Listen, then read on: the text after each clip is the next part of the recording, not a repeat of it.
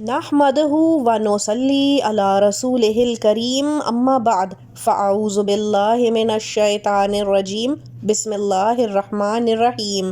السلام علیکم۔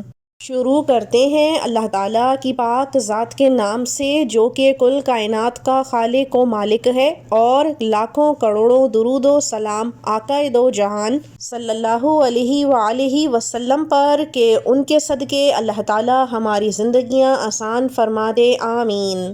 اللہم صلی علی محمد وعلی آل محمد کما صلیت علی ابراہیم وعلی آل ابراہیم انک حمید مجید۔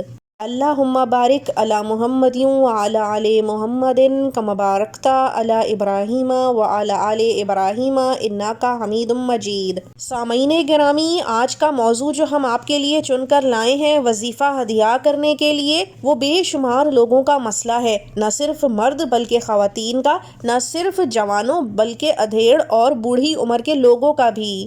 سامعین گرامی، بہت سے لوگوں نے اس مسئلے کے اوپر ہم سے وظیفہ مانگا، تو ہم نے سوچا کہ ایک ویڈیو ہی بنا کر آپ سب کا یہ مسئلہ حل کر دیا جائے۔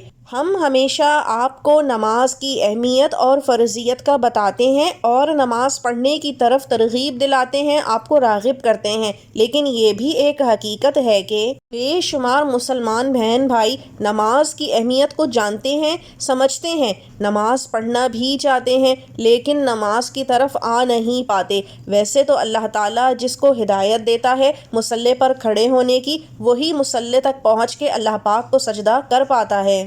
لیکن ایسا نہیں ہے کہ ہم یہاں کسی کی دل آزاری کر رہے ہیں یا کسی کو کمتر بتا رہے ہیں۔ بے شک اگر ایمان کی رمق دل میں باقی ہو تو ہدایت مل ہی جاتی ہے۔ اسی لیے بے شمار لوگ نماز کی طرف راغب ہونا چاہتے ہیں لیکن ہو نہیں پاتے۔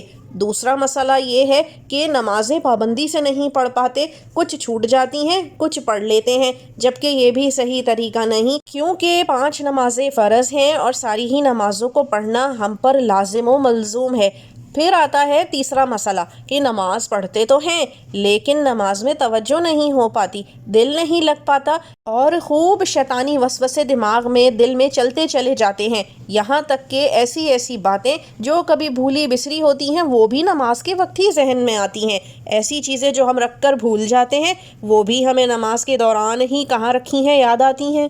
اسی لیے نماز خراب ہوتی ہے، ڈسٹریکشن پیدا ہوتی ہے، جس میں نماز سے توجہ ہٹتی ہے، انسان کیا پڑھ رہا ہے یہ بھول جاتا ہے، رکعتیں بھول جاتا ہے۔ اسی طرح سے نماز خراب ہوتی ہے، اور جب بار بار نماز صحیح کر کے پڑھنی پڑے تو دل خراب ہوتا ہے۔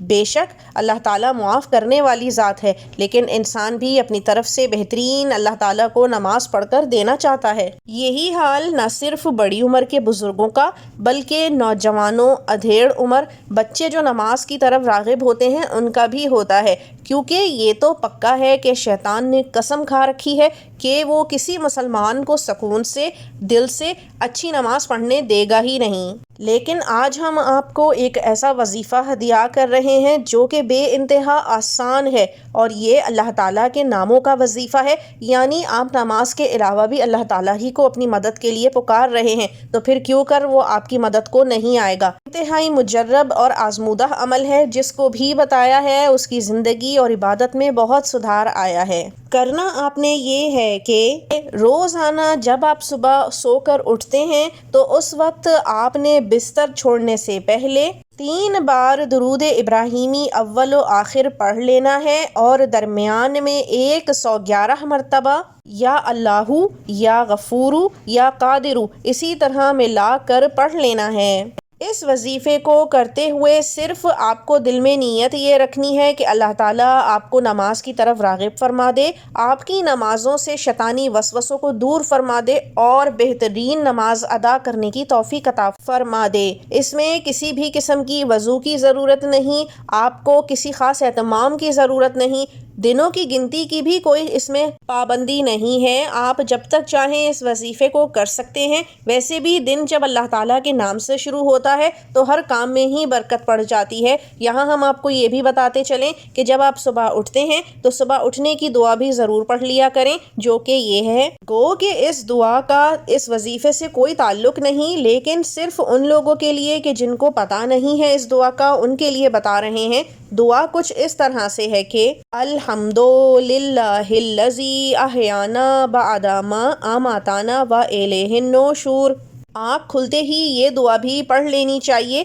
اللہ تعالی ہم سب کو زیادہ سے زیادہ ذکر و اذکار کرنے کی ہدایت اور توفیق عطا فرمائے، آمین۔ اب اجازت دیجیے اگلی دفعہ تک کے لیے وآخر الدعوانا ان الحمد للہ رب العالمین۔ اللہ حافظ۔